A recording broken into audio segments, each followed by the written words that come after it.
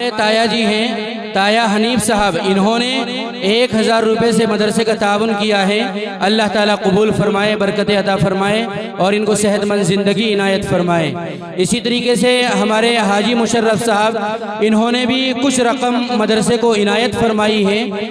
अल्लाह ताला जज़ाए खैर अता फरमाए, बरकत अता फरमाए, आसानियाँ पैदा फरमाए।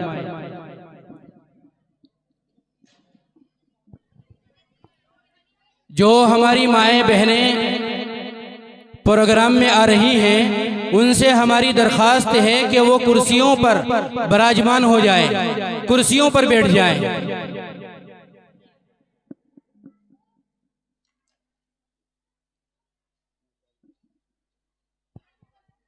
अब इसके बाद में बड़े ही अदब व एहतराम से इसी तरीके से हमारे जनाब भाई अजरम साहब, वल्द हाजी शरीफ साहब, इन्होंने भी 500 रुपये से मदरसे का ताउन किया है। अल्लाह ताला कबूल फरमाए, बरकत अता फरमाए, आसानियाँ पैदा फरमाए।